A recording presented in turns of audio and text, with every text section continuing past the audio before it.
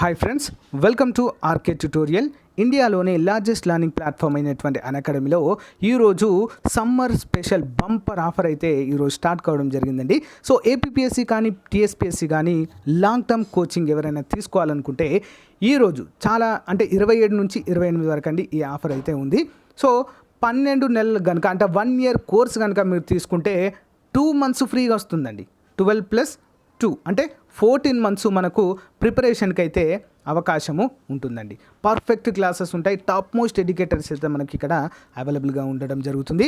So ప్రస్తుతం ఉన్నటువంటి lockdown సిచ్యువేషన్లో మనం బయటకు వెళ్ళి ప్రిపేర్ అయ్యేటువంటి అవకాశం అయితే లేదు. కాబట్టి మనం ఇంట్లో కూర్చొని ఓకేనా, బోత్ బైలాంగ్వేజ్లో ఉంటుంది, ఇంగ్లీష్ అండ్ తెలుగు ఉంటుంది. ఎవరైనా కూడా ఈ కోర్స్ అయితే తీసుకోవచ్చండి. దాదాపు 7,000 వరకు అయితే ఉంటుంది, అంతే 7,000 కంటే ఎక్కువ అయితే ఉండదు. సో పర్ ఇయర్, ఒక సంవత్సరానికి. దీంతో మనకు లైవ్ క్లాసులు ఉంటాయి, ఓకేనా, రికార్డెడ్ క్లాసులు ఉంటాయి, డౌట్ క్లియరింగ్ క్లాసులు ఉంటాయి, ఆన్లైన్ ఎగ్జామ్స్ కండక్ట్ చేయడం జరుగుతుంది. ఎప్పటికప్పుడు కూడా పీడిఎఫ్ మెటీరియల్ కూడా అందచేయడం జరుగుతుంది. ఓకేనా, మంచి అవకాశం, అందరూ కూడా ఉపయోగించుకోండి. సో ఇక్కడ మీకు ఈ యొక్క 12 మంత్స్ కోర్స్ కనుక మీరు తీసుకోవాలి అనుకుంటే మీరు ఖచ్చితంగా మన యొక్క కోడ్ యూజ్ చేయాలండి, RKT10. ఈ కోడ్ యూజ్ చేస్తే ఏమవుతుందంటే మీకు 10% డిస్కౌంట్ అయితే రావడము జరుగుతుంది. ఎంత అండి? 10%. RKT10 అనేటువంటి కోడ్ని కంపల్సరీగా యూజ్ చేయండి. 10% డిస్కౌంట్ పోతే రిమైనింగ్ మీరు ఈఎంఐ రూపంలో కూడా కట్టుకోవచ్చు. అంటే మంత్లీ కొంత అమౌంట్ రూపంలో, డెబిట్ కార్డ్ అయినా క్రెడిట్ కార్డ్ రూపంలోనే దేంతోనైనా మీరు పే చేసుకోవచ్చండి. చాలా మంచి అవకాశము, అందరూ కూడా ఉపయోగించుకోండి. 27th and 28th అంటే ఈరోజు లాస్ట్ అండి. మంచి అవకాశాన్ని ఉపయోగించుకోండి. Thank you friends, bye. Hi friends, welcome to RK tutorial. Friends, ఈరోజు మనము 28 ఏప్రిల్ 2021కి సంబంధించిన కరెంట్ అఫైర్స్ అయితే చూద్దాము. చాలా అంటే చాలా ఇంపార్టెంట్ ఫ్రెండ్స్. సో ఈ మొత్తం క్లాస్ విన్న తర్వాత అన్అకాడమీలో ఆన్లైన్ ఎగ్జామ్ అయితే ప్రతిరోజు ఉంటుందండి. సో క్రమం తప్పకుండా ఫాలో అవ్వండి. క్లాస్ విన్న వెంటనే పీడిఎఫ్ ఫైల్ కూడా డౌన్లోడ్ చేసుకునే విధంగా లింక్ అయితే సో అన్అకాడమీలో ప్రొవైడ్ చేయడం జరుగుతుంది. ఓకేనా, మంచి అవకాశాన్ని అందరూ కూడా ఉపయోగించుకోండి. ఫ్రీ క్లాసెస్ ఫ్రెండ్స్, 1 రూపీ కూడా మీరు పే చేయని అవసరము లేదు. Okay, free PDF, free class కూడా ఉంటుంది. ఒకవేళ మీకు మొత్తం అన్ని డేస్వి అంటే మంత్లీ, ఇప్పుడు మన దగ్గర ఏంటి మార్చ్ ఉంది, మార్చ్ మ్యాగజిన్ ఉంది ఫ్రెండ్స్, అన్నీ కలిపి ఒకే దగ్గర కావాలంటే కూడా ప్రొవైడ్ చేస్తున్నానండి. జస్ట్ 25 రూపీస్ మీరు పే చేస్తే మీకు వచ్చేస్తుంది. Simple 25 rupees. నా ఫోన్ నంబర్ ఈ వీడియో డిస్క్రిప్షన్లో ప్రొవైడ్ చేస్తాను. దానికి 25 రూపీస్ పే చేసి ఆ స్క్రీన్ షాట్ని వాట్సాప్లో పంపిస్తే నాకు వెంటనే మీకు వితిన్ 1 అవర్లో పీడిఎఫ్ అయితే పంపించడం జరుగుతుంది. ఓకేనా, ఎవరు కూడా ఫోన్ అయితే చేయొద్దండి. ఓకే, ఫోన్ చేయకుండా. సో నాకు వాట్సాప్లో ఏమైనా డౌట్ ఉంటే వాట్సాప్లో మెసేజ్ చేయొచ్చు, రిప్లై ఇస్తాను. ఓకే, లేట్ చేయకుండా మరి ఈ రోజుకు సంబంధించిన కరెంట్ అఫైర్స్లోకి వెళ్ళిపోదాము. Question number 1. ఇటీవల మరణించిన తిరునగరి రామాంజయ్య తెలంగాణలోని ఏ జిల్లాకు చెందిన వ్యక్తి? ఇటీవల మరణించడం జరిగింది. చాలా చాలా ఫేమస్ పర్సన్ అండి, గొప్ప కవిగా ప్రసిద్ధి. మరి తెలంగాణలోని ఏ జిల్లాకు చెందిన వ్యక్తి అంటే ఆప్షన్ బి సూర్యాపేట. వివరాలు చూద్దాం. దాశరథి రంగాచార్య అవార్డు గ్రహీత ప్రముఖ సాహితీవేత్త డాక్టర్ తిరునగరి రామాంజయ్య 76 సంవత్సరాల వయసులో కన్నుమూశారు. సో ఈయన ఫ్రెండ్స్ కొంతకాలంగా గుండె సంబంధిత వ్యాధితో హైదరాబాదులోని ఒక ప్రైవేట్ ఆసుపత్రిలో చికిత్స పొందుతూ ఆయన ఏప్రిల్ 25న తుది శ్వాస విడిచారు. సో ఉపాధ్యాయుడిగా జీవితాన్ని ప్రారంభించిన ఆయన సూర్యాపేట జిల్లాలోని తుంగతుర్తి ప్రభుత్వ జూనియర్ కళాశాలలో లెక్చరర్గా పదవి విరమణ చేశారు. 30కి పైగా గ్రంథాలైతే రచించారు. ఉమ్మడి ఆంధ్రప్రదేశ్తో పాటు పలు రాష్ట్రాల్లో సాహితీవేత్తగా తిరునగరి సుపరిచితులు. పద్యం, గేయం, వచన ప్రక్రియల్లో 5 దశాబ్దాలుగా సాహిత్య కృషి చేశారు. తెలుగు, సంస్కృతం, హిందీ, ఇంగ్లీష్ భాషల్లో అనేక ప్రసంగాలు కూడా చేశారు. బాలవీర శతకం, కొవ్వొత్తి, శృంగార నాయికలు, సో తిరునగరీయము వంటి ఎన్నో రచనలు 30కి పైగా రాశారు. సో మరి ఎలాంటి సత్కారాలు పొందారు, అవార్డులు పొందారో చూసినట్లయితే మహాకవి దాశరథి స్మారక పురస్కారము, నెక్స్ట్ కవితా లక, మహావక్త, సో విమర్శక పురస్కారం 1994లో, యాదాద్రి దేవస్థానము పండిత పురస్కారము, భారత్ భాషా భూషణ్ 2003లో, విశ్వ సాహితీ ఉత్తమ పద్యకవి పురస్కారం 2003లో, నెక్స్ట్ ఆరాధన సాహిత్య పురస్కారం 2019లో, అభినందన సినారే సాహితీ పురస్కారము 2019లో, యాదాద్రి భువనగిరి జిల్లా స్థాయి ఉత్తమ సాహితీవేత్త పురస్కారము 2017లో వంటి పలు అవార్డులను అయితే అందుకోవడం జరిగింది డాక్టర్ తిరునగర్ గారు. Okay, important person. Next one, ఇటీవల అస్సాం మరియు ఇతర ఈశాన్య రాష్ట్రాల్లో 7 సార్లు బ్యాక్ టు బ్యాక్ భూకంపాలు సంభవించాయి. అయితే రిక్టర్ స్కేలు పైన ఎంత తీవ్రతను అత్యధికంగా నమోదు చేయడం అయితే జరిగింది? ఎంతండి? సో భూకంపాలు సంభవించినప్పుడు దాని యొక్క తీవ్రతను కొలవడానికి రిక్టర్ స్కేల్ని అయితే ఉపయోగించడము తెలియజేస్తారు. ఓకేనా. భూకంపాల అధ్యయన శాస్త్రాన్ని ఏమంటారంటే సిస్మాలజీ అనేటువంటి పేరుతో పిలుస్తారు. సో భూకంప తీవ్రతని రిక్టర్ స్కేల్ పైన కొలిస్తే దాని యొక్క తీవ్రతను చూపేటువంటి పట్టికనే సిస్మోగ్రాఫ్ అనేటువంటి పేరుతో పిలుస్తారు. ఓకేనా. మరి ఇటీవల అస్సాం మరియు కొన్ని ఈశాన్య రాష్ట్రాల్లో 7 సార్లు సంభవించిందండి భూకంపము. ఓకేనా. మరి ఎంత శాతం అత్యధికంగా రిక్టర్ స్కేల్ పైన ఎంత శాతము తీవ్రత నమోదైంది అంటే 6.4% అండి. ఓకేనా, ఎక్కువ అని చెప్పుకోవచ్చు ఇది. ఏప్రిల్ 28, 2021 అంటే ఈరోజే అస్సాం మరియు ఇతర ఈశాన్య రాష్ట్రాల్లో 7 బ్యాక్ టు బ్యాక్ భూకంపాలు సంభవించాయి. మొదటి షాక్లు 6.4 మ్యాగ్నిట్యూడ్లో ఉన్నాయి. తర్వాత రిక్టర్ స్కేల్లో జోల్డులు 3.2 నుంచి 3.4 మ్యాగ్నిట్యూడ్లో అయితే ఉన్నాయి. సోనిత్పూర్ మరియు నాగావ్లో రోడ్లు పగుళ్ళు, భవనాలు వంగి ఉన్నాయి. సో భూకంప కేంద్రము ఎక్కడ ఉంది అని చూసినట్లయితే భూకంపం యొక్క కేంద్రము 17 కిలోమీటర్ల లోతులో ఉంది. భూకంప కేంద్రము అస్సాంలోని దేకిజూలి పట్టణానికి 9 కిలోమీటర్ల దూరంలో ఉన్నట్టుగా మనకైతే మెన్షన్ చేశారు. సో ఆ బెల్ట్ అంతా కూడా ఫ్రెండ్స్, హిమాలయ పర్వత ప్రాంత బెల్ట్ అంతా కూడా సో ఈ యొక్క భూకంప తీవ్రత కలిగినటువంటి ప్రాంతాల శ్రేణిలో మొదటి భాగంలో ఉంటాయండి, గమనించాలి. ఓకే, చాలా చాలా ఇంపార్టెంట్. నెక్స్ట్ వన్, అంతరిక్ష శిథిలాల తొలగింపుకు నియో-1 ఏంటండి అది నియో-1 పేరుతో భూమి కక్షలోనికి రోబోటిక్ వేదిక ఏర్పాటు చేసినటువంటి దేశము. అంతరిక్షంలో ఉన్నటువంటి సో ఈ శాటిలైట్స్ శిథిలాలు ఉంటాయి కదా, ఓకేనా. సో వాటిని తొలగించేందుకు, ఓకేనా, వాటిని గుర్తించి తొలగించేందుకు నియో-1 పేరుతో ఒక రోబోటిక్ శాటిలైట్ అనుకోండి, సింపుల్గా చెప్పాలండి, దాన్ని ఏర్పాటు చేసిన దేశం ఏంటి అంటే ఆన్సర్ ఆప్షన్ డి, చైనా దేశం అండి. ఓకే, వివరాలు చూద్దాం. చైనా యొక్క స్పేస్ మైనింగ్ స్టార్టప్ ఇటీవల నియో-1ను ప్రారంభించింది. ఇది తక్కువ భూమి కక్షలోనికి ప్రవేశించిన రోబోటిక్ వేదిక. ఇది అంతరిక్ష శిథిలాల తొలగింపు సాంకేతికపై ప్రయోగాలు చేస్తుంది. నియో-1 గురించి చూద్దాము. నియో-1 రోబోట్ లాంగ్ మార్చ్ 6 రాకెట్ చేత ప్రయోగించబడింది. లోతైన ప్రదేశంలో చిన్న ఖగోళ వస్తువులను పరిశీలించడానికి ఇది ప్రారంభించబడింది. రోబోట్ ఇప్పుడు అంతరిక్ష శిథిలాలను తొలగించడానికి ప్రయోగాలు చేస్తుంది. అంతరిక్ష శిథిలాలను పట్టుకోవడానికి పెద్ద నెట్ను ఉపయోగించడము, నెక్స్ట్ సంగ్రహించిన తర్వాత ఇది విద్యుత్ చోదక వ్యవస్థను ఉపయోగించి శిథిలాలను కాల్చివేస్తుందండి. ఓకేనా. Next one, Stockholm International Peace Research Institute ఇటీవల తన ప్రపంచ సైనిక వ్యాయంలో పోకడలు అనేటువంటి నివేదికనైతే ప్రకటించిందండి. మరి ఈ యొక్క నివేదిక ప్రకారము ప్రపంచంలో సైనిక వ్యాయ దేశాల జాబితాలో భారతదేశము స్థానం ఎంత అంటే సైన్యానికి ఒక దేశము కేటాయించేటువంటి ఆర్థిక వ్యాయం ఎంత, ఓకేనా, ఎంత మొత్తం కేటాయిస్తుంది అనేటువంటి అంశాలపైన భారతదేశం అయితే ఏ స్థానంలో ఉంది? ఆన్సర్ ఆప్షన్ ఏ అండి, 3వ స్థానంలో ఉంది ఎట్ ప్రజెంట్. ఓకేనా, అంటే అంత భారీ మొత్తంలో సైనిక అంటే రక్షణ రంగానికి అంత అమౌంట్ అయితే కేటాయిస్తుంది అని అర్థం చేసుకోవాలి. ఓకేనా. Stockholm International Peace Research Institute ఇటీవల తన ప్రపంచ సైనిక వ్యాయంలో పోకడలు అనేటువంటి నివేదికను విడుదల చేసింది. నివేదిక ప్రకారము ప్రపంచంలో అత్యధిక సైనిక వ్యాయం చేసేవారు అమెరికా, చైనా, భారతదేశం వరుసగా 3వ స్థానాల్లో అయితే ఉన్నాయి. అమెరికా ఫస్ట్, తర్వాత చైనా, తర్వాత భారతదేశము. మరి దేశాలు మాత్రమే, ఈ 3 దేశాలు మాత్రమే 62% ప్రపంచ సైనిక వ్యయాన్ని అయితే అందించాయి. నివేదిక యొక్క ముఖ్యాంశాలు చూసినట్లయితే 2020లో అమెరికా తన మిలిటరీ కోసము $778 బిలియన్ ఖర్చు చేసింది. మరియు చైనా మరియు భారతదేశం వరుసగా $252 బిలియన్ మరియు $72.9 బిలియన్.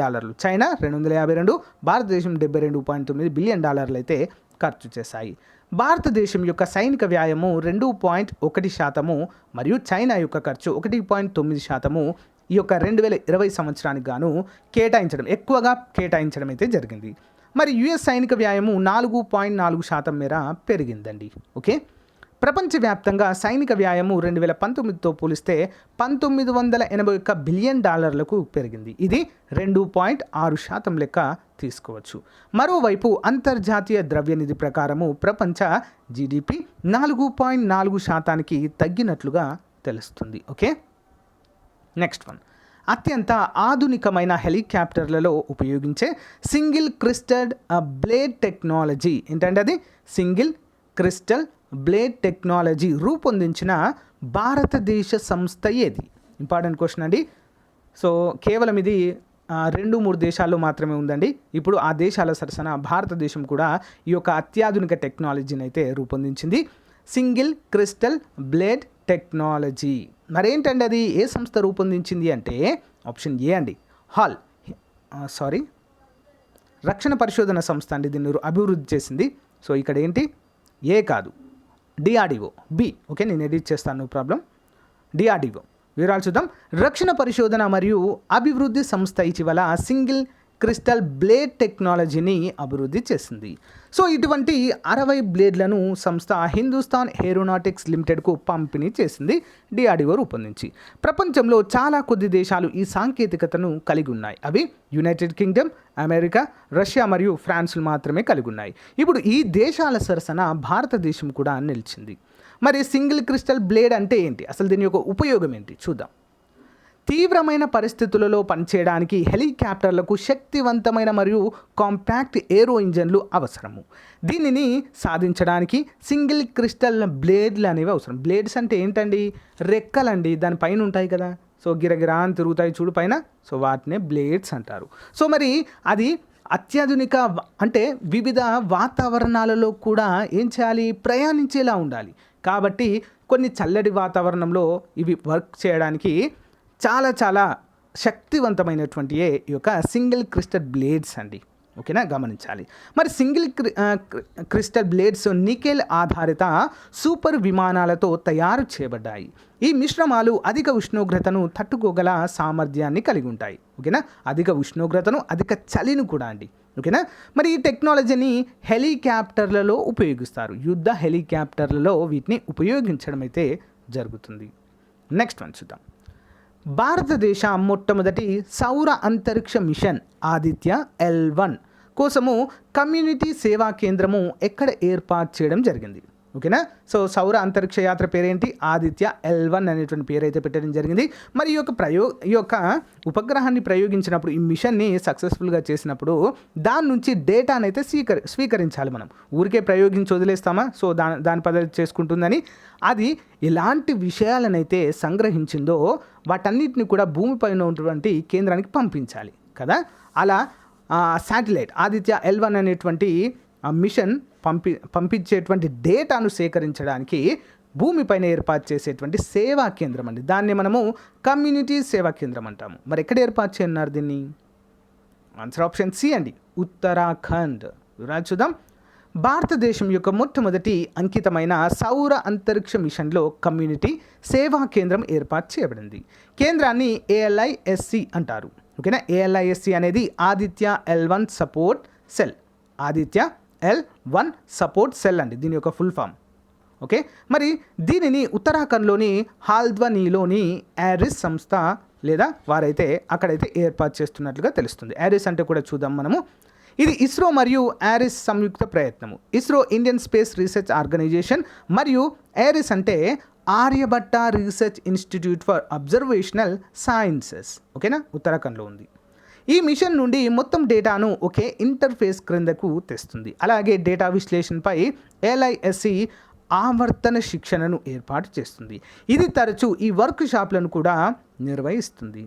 ALISC అందించాల్సిన జ్ఞానము శాస్త్రవేత్తలకు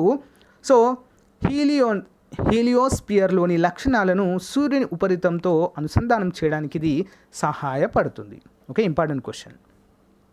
నెక్స్ట్, కోవిడ్-19 సంక్షోభానికి వ్యతిరేకంగా పోరాటంలో భారతదేశానికి $1.5 బిలియన్ ఆర్థిక సహాయాన్ని అందించిన అంతర్జాతీయ సంస్థ ఏది?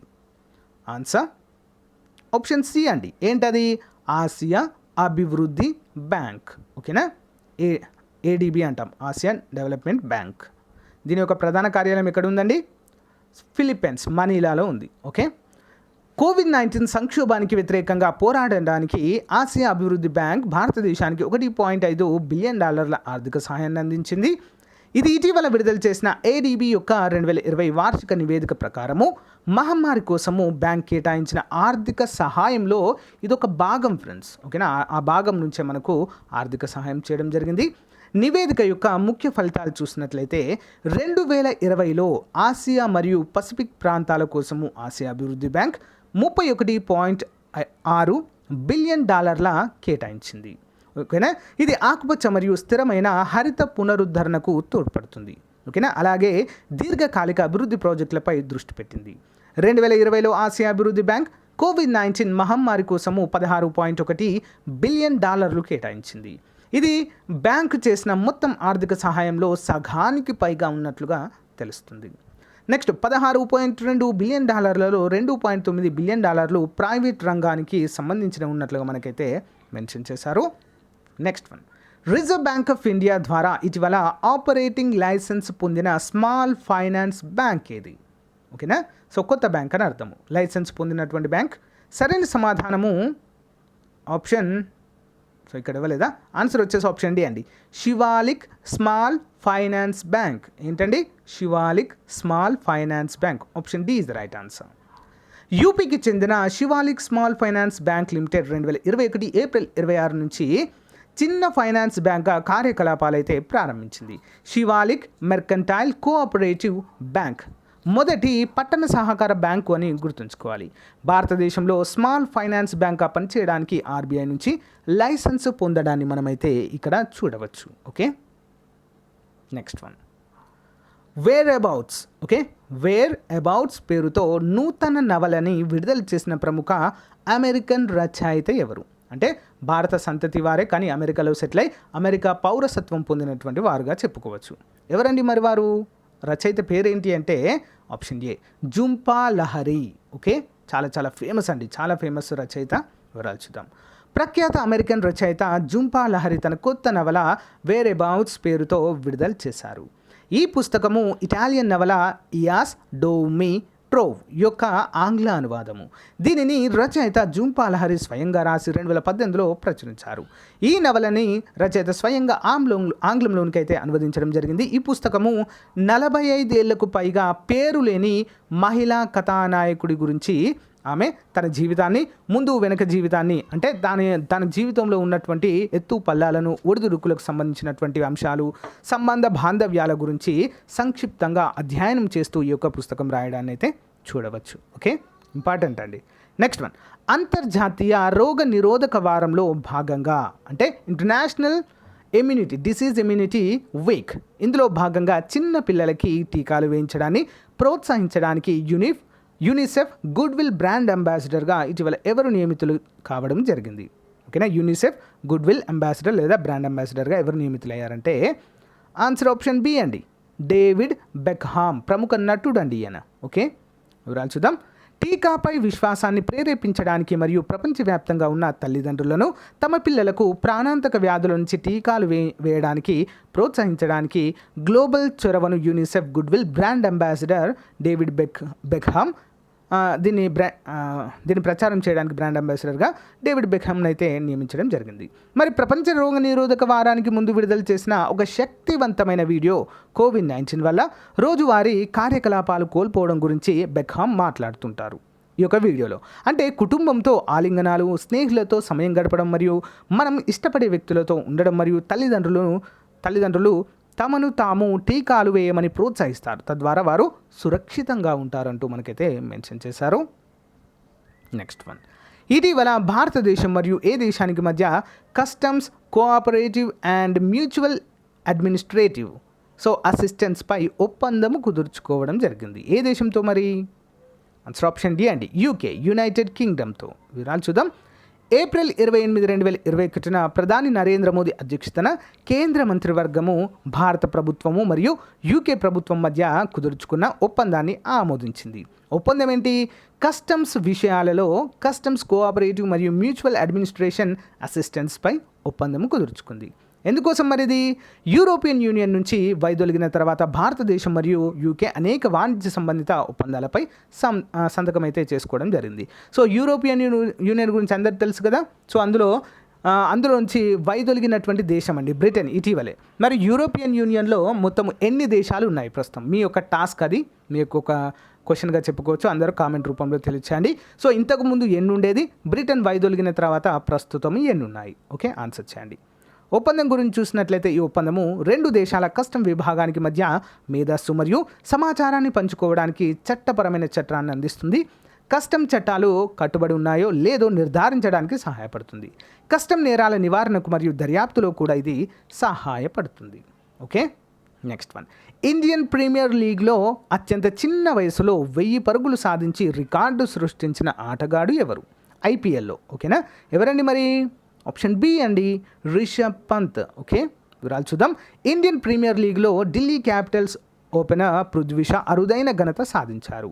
ఐపీఎల్ చరిత్రలో 1000 పరుగులు చేసిన అతి చిన్న వయస్కుడిగా పృథ్వీ షా 21 ఏళ్ల 169 రోజులలో ఈ యొక్క రికార్డుని అయితే సృష్టించారు. ఈ అరుదైన జాబితాలో ఢిల్లీ కెప్టెన్ రిషబ్ పంత్ 20 ఏళ్ల 218 రోజుల్లో మొదటి స్థానంలో ఉండడం అయితే జరిగింది. మంగళవారము రాయల్ ఛాలెంజర్స్ బెంగళూరు నిర్దేశించిన 172 పరుగుల ఛేదనలో షా ఈ ఫీట్ అందుకున్నారు. ఈ క్రమంలో సంజు శాంసన్, శుభ్మన్ గిల్, విరాట్ కోహ్లీ, రోహిత్ శర్మలను షా అధిగమించారు. 21 ఏళ్ల షా 2018లో ఢిల్లీ క్యాపిటల్స్తో తన ఐపీఎల్ కెరీర్ని అయితే ప్రారంభించారు. ఇప్పటి వరకు 44 మ్యాచ్ల్లో 1013 పరుగులు సాధించారు. సో అందులో 8 అర్ధశతకాలు ఉన్నాయి. ఓకేనా, ఈ ఏడాది ఫిబ్రవరి, మార్చిలో జరిగిన విజయ్ హజారే ట్రోఫీలో పరుగుల వరద పారించే షా మళ్ళీ ఫామ్లోకి రావడాన్ని చూడవచ్చు. Okay, additional questions. ఆర్బీఐ జారీ చేసిన తాజా సూచనల ప్రకారము ఒక ఎండి లేదా సిఇఓ లేదా ప్రైవేట్ రంగ బ్యాంకుకు హోల్టైమ్ డైరెక్టర్ పదవి విధించిన పరిమితి ఏంటి? ఎంత పరిమితి? నేను చెప్పుకున్నాను కదా ఇవన్నీ. సరైన సమాధానం ఆప్షన్ బి అండి, 15 సంవత్సరాలు లేదా 70 సంవత్సరాల వరకు ఉండవచ్చు. Next one. ఇటీవల మరణించిన కృష్ణమూర్తి సంతానం వృత్తిరీత్యా డాష్? ఆన్సర్ ఆప్షన్ సి అండి, న్యూక్లియర్ సైంటిస్ట్. అంతర్జాతీయ చెర్నోబిల్ విపత్తు స్మారక దినాన్ని ప్రపంచవ్యాప్తంగా ఎప్పుడు జరుపుకోవడము జరుగుతుంది? ఎప్పుడండి? Option B, 26 April. Next one. So Goldman సాక్స్ అంచనా వేసిన ఫినాన్షియల్ ఇయర్ 2022 కొరకు భారతదేశం యొక్క అంచనా జీడిపి వృద్ధి రేటు ఎంత? Answer option C, 10.5%. ఇటీవల కన్నుమూసిన భారత ఎగ్జిక్యూటివ్ జగదీష్ కథార్ ఏ కంపెనీ మాజీ ఎండి? ఆన్సర్ ఆప్షన్ ఏ అండి, Maruti Suzuki.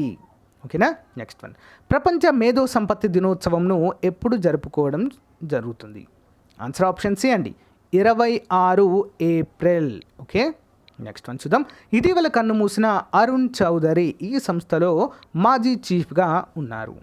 Answer option D అండి, శస్త్ర సీమా బల్. ఓకేనా, సశస్త్ర సీమా బల్ అంటారండి, ఎస్ఎస్బి అంటారు. ఓకే, శస్త్ర లేదా సశస్త్ర సీమా బల్.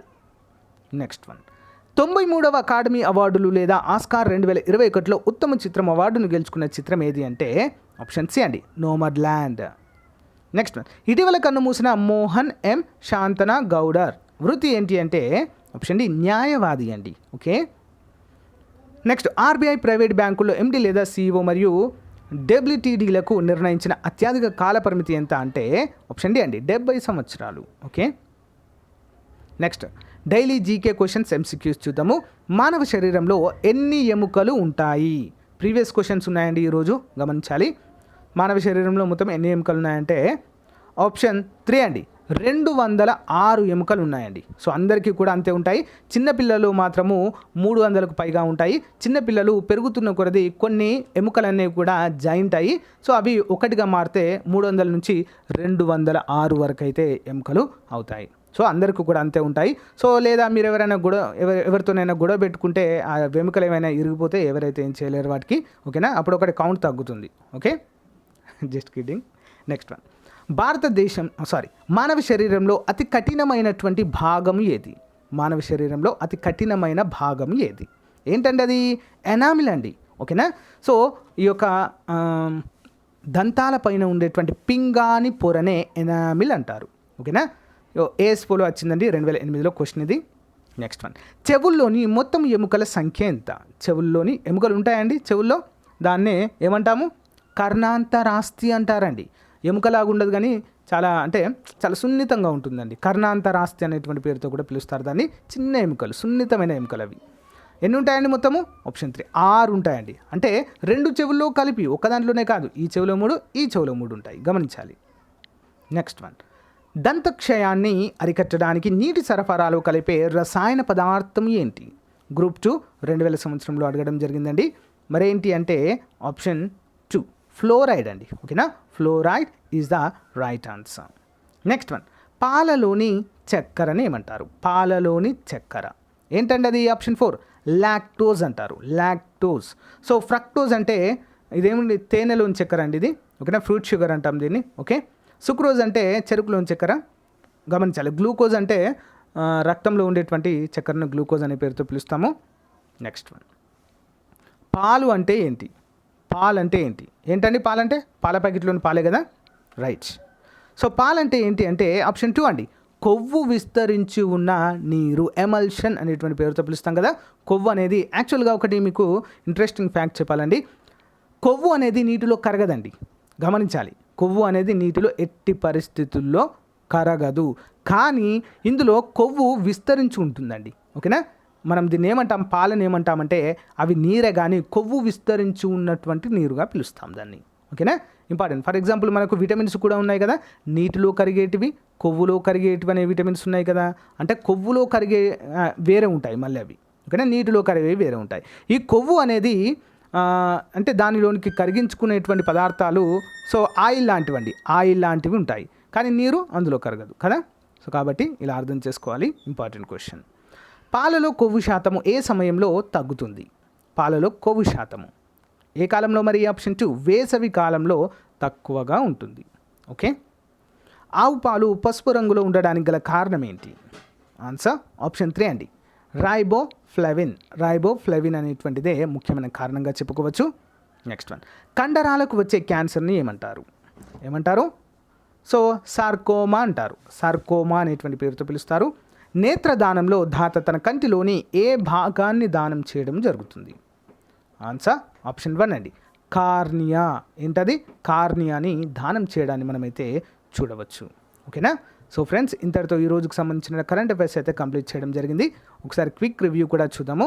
అంతకంటే ముందుగా అందరికీ కూడా చిన్న రిక్వెస్ట్, మన వీడియో మీకు నచ్చినట్లయితే ఒక చిన్న లైక్ చేసి సపోర్ట్ చేయండి, మీ ఫ్రెండ్స్కి కూడా షేర్ చేయండి ఫ్రెండ్స్. సో అకాడమీలో మనం చెప్పేటువంటి డైలీ ప్రతిరోజు కండక్ట్ చేసే ఆన్లైన్ ఎగ్జామ్లు కూడా ప్రతి ఒక్కరు ఫాలో అవ్వండి ఫ్రెండ్స్. చాలా ఇంట్రెస్టింగ్గా ఉంటుంది. లైవ్ క్లాస్ అండి, అది లైవ్ ఎగ్జామ్, ఆన్లైన్ ఎగ్జామ్. మీకు ఎన్ని మార్కులు వచ్చాయి ఏంటి అనేది తెలుసుకోవచ్చు.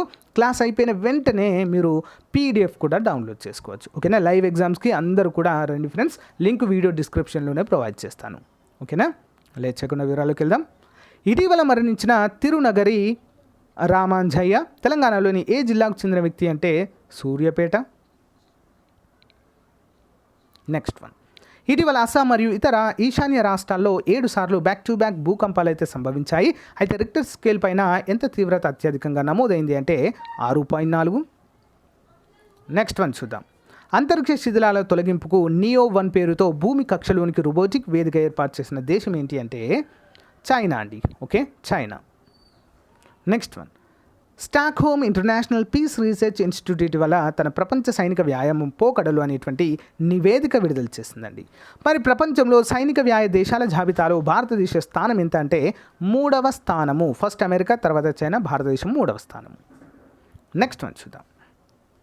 రైట్, అత్యంత ఆధునికమైన హెలికాప్టర్లలో ఉపయోగించే సింగిల్ క్రిస్టల్ బ్లేడ్ టెక్నాలజీ రూపొందించిన భారతదేశ సంస్థ ఏది అంటే ఏంటండి? DRDO, defence research and development organisation. Okay, DRDO. Next, రక్షణ పరిశోధన మరియు అభివృద్ధి సంస్థ ఇటీవల సింగిల్ క్రిస్టల్ బ్లేడ్ టెక్నాలజీని అభివృద్ధి చేయడం అయితే జరిగింది. నెక్స్ట్ వన్, భారతదేశం మొట్టమొదటి సౌర అంతరిక్ష మిషన్ ఆదిత్య L1 కోసము కమ్యూనిటీ సేవా కేంద్రం ఎక్కడ ఏర్పాటు చేయడం జరిగింది? ఎక్కడండి మరి? సరైన సమాధానం ఆప్షన్ C, ఉత్తరాఖండ్. ఓకే, ఉత్తరాఖండ్లో.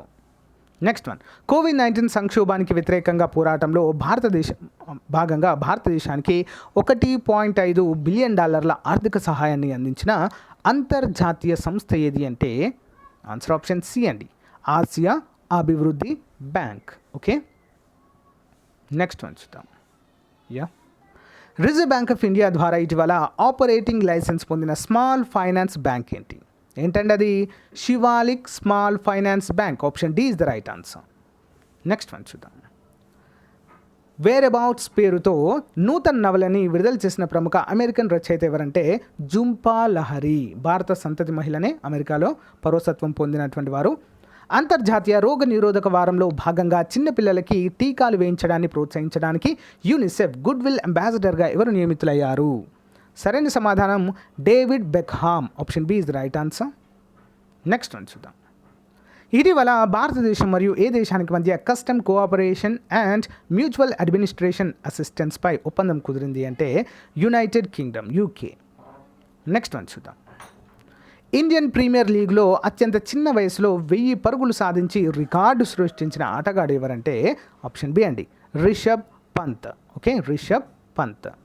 నెక్స్ట్ వన్ చూద్దాం. Additional questions.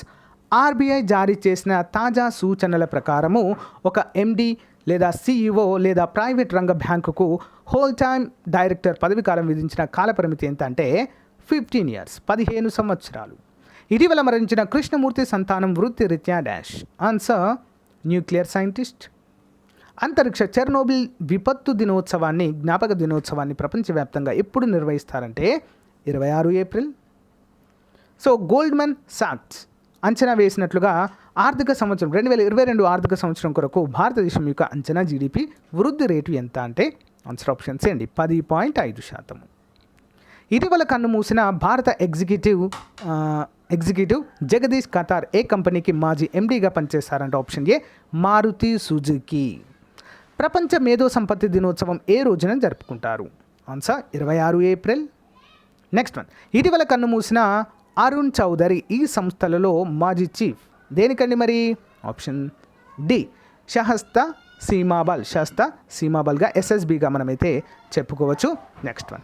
93వ అకాడమీ అవార్డులు లేదా ఆస్కార్ 2021లో ఉత్తమ చిత్రం అవార్డును గెలుచుకున్న చిత్రం ఏది అంటే answer option C nomad land. Okay, nomad land is the right answer. ఇటీవల కన్ను మూసిన మోహన్ ఎం శాంతన గౌడర్ వృత్తి ఏంటి అంటే ఈయన ఒక న్యాయవాది, ఇటీవల మరణించారు. ఆర్బీఐ ప్రైవేట్ బ్యాంకుల్లో ఎండీ లేదా సీఈఓ మరియు డబ్ల్యూటీడీలకు నిర్ణయించిన అధిక వయోపరిమితి వయస్సు ఎంత అంటే 70 సంవత్సరాలు, 70 years. డైలీ జీకే క్వశ్చన్ చూద్దాం. మానవ శరీరంలో ఎన్ని ఎముకలు ఉంటాయి? ఎన్ని ఉంటాయండి? ఆప్షన్ 3 206 ఉంటాయి.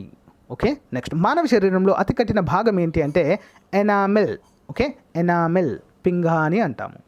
చెవుల్లో మొత్తం ఎముకల సంఖ్య ఎంత అంటే 6 ఉంటాయండి, మొత్తం 6. ఈ చెవిలో 3, ఆ చెవిలో 3. దంతక్షయాన్ని అరికట్టడానికి నీటి సరఫరాలు కలిపే రసాయన పదార్థం ఏది అంటే ఆప్షన్ 2 ఫ్లోరైడ్. ఓకేనా, ఫ్లోరైడ్ ఎక్కువైతే ఏమవుతుందండి? ఫ్లోరోసిస్ అనేది వస్తుంది. పాలలోని చక్కెరని ఏమంటారండి? లాక్టోస్. Next one. పాలు అంటే ఏంటి? పాలు అంటే ఏంటండి? కొవ్వు విస్తరించి ఉన్నటువంటి నీరు, ఎమల్షన్ అనేటువంటి పేరుతో పిలుస్తాము. పాలలోని కొవ్వు శాతం ఏ సమయంలో తగ్గుతుంది? ఏ కాలంలో? వేసవి కాలంలో, అంటే ఎండాకాలంలో. ఆవు పాలు పసుపు రంగులో ఉండడానికి గల కారణం ఏంటి అంటే రైబోఫ్లవిన్. ఓకే, బి కాంప్లెక్స్లోని రైబోఫ్లవిన్. నెక్స్ట్. కండరాలకు వచ్చే క్యాన్సర్ ఏది అంటే సర్కోమా. Okay, sarcoma. నేత్రదానంలో దాత తన కంటిలోని ఏ భాగాన్ని దానం చేయడం జరుగుతుంది? ఆన్సర్ ఆప్షన్ 1 కార్నియా అనేటువంటి భాగాన్ని దానం చేయడాన్ని చూడవచ్చు. ఓకేనా ఫ్రెండ్స్, ఇది ఈ రోజుకి సంబంధించిన క్లాస్. మీకు నచ్చితే లైక్ చేయండి, మీ ఫ్రెండ్స్తో షేర్ చేసుకోండి. Thank you friends, bye. So friends, అందరికీ కూడా ఒక చిన్న ఇన్ఫర్మేషన్ ఏంటంటే మన ఆర్కే పబ్లికేషన్ తరపున మంత్లీ మ్యాగజైన్ పీడిఎఫ్ రూపంలో అయితే రిలీజ్ చేయడం జరిగిందండి. ఆల్మోస్ట్ 2020 అక్టోబర్ నుంచి అవైలబుల్గా ఉంది. ప్రజెంట్ మార్చి నెల వరకు కూడా ఉన్నాయి. ఒక నెలకు కేవలం ₹25 మాత్రమే. ఓకేనా, ₹25తో మీకు నిజం చెప్పాలంటే it's a less amount, but మీరు ఆ మెటీరియల్ చూసినట్లయితే చాలా వర్త్ఫుల్గా ఉంటుందండి. ఓకేనా, మార్చి నెల పీడిఎఫ్ మ్యాగజైన్ అండి ఇది. మరి ఈ నెల కరెంట్ అఫైర్స్ కనుక చూసినట్లయితే దీని ప్రత్యేకత ఏంటంటే 1000 కరెంట్ అఫైర్స్ ప్రాక్టీస్ బిట్స్ ఉంటాయండి పూర్తి వివరణతో. 600+ general studies plus practice bits ఉంటాయి. అన్లిమిటెడ్ స్టాటిక్ జీకే ప్రశ్నలు ఉంటాయి. తెలంగాణ రాష్ట్ర బడ్జెట్ అయితే ప్రొవైడ్ చేయడం జరిగింది ఈ నెల. మరి అంతేకాకుండా డైలీ ఫ్రీ క్లాస్ కూడా ఉంటుందండి. క్లాస్ కూడా మీరు ఫ్రీగా వినవచ్చు మన యొక్క ఛానల్లో. అంతేకాకుండా నెలవారీ కరెంట్ అఫైర్స్ పీడిఎఫ్ పొందే విధానం ఏ విధంగా పొందాలండి? సో మీరు ఇక్కడ క్రింద చూపించినటువంటి నంబర్ ఉంది కదా, 9030362853 అనేటువంటి నెంబర్కి గూగుల్ పే కానీ, ఫోన్పే కానీ, పేటిఎం కానీ, ఓకేనా, అమెజాన్ పే కానీ ఏదైనా ఒకటి పే చేసిన వెంటనే అక్కడ మీకు ఏదైనా డిస్క్రిప్షన్ రాయండి అని అడుగుతుంది కదా. సో ఏ మంత్ది కావాలో అక్కడ మెన్షన్ చేసి ఏ టైంకి ఏ డేట్కి పే చేస్తున్నారు మీరు అనేది అక్కడ మెన్షన్ చేసి అది మంచిగా స్క్రీన్ షాట్ తీసి అదే నెంబర్కి వాట్సాప్ పెట్టినట్లయితే వితిన్ 1 అవర్లోనే మీకు పీడిఎఫ్ అయితే వచ్చేస్తుంది. ఓకేనా, ఒక నెలకి కేవలం 25 రూపాయలు మాత్రమే అండి. ఓకేనా, 25 రూపాయలు it's not a matter, but ఆ మెటీరియల్ చూసాక మీకే అర్థమవుతుంది ఎంత వర్త్ఫుల్ మెటీరియల్ అనేది. ఓకేనా, సో అక్టోబర్ నుంచి అయితే అవైలబుల్గా ఉన్నాయండి. మనకు ఏ నోటిఫికేషన్కైనా అక్టోబర్ నుంచి సరిపోతాయి కాబట్టి అక్టోబర్ నుంచి అవైలబుల్గా ఉన్నాయి. సో ఏ మంత్ కావాలనుకున్నా కూడా మీరు తీసుకోవచ్చు. ఓకేనా, సో ఇదండి ఈ రోజుకు సంబంధించినటువంటి ముఖ్యమైన అప్డేట్స్. Thank you, by.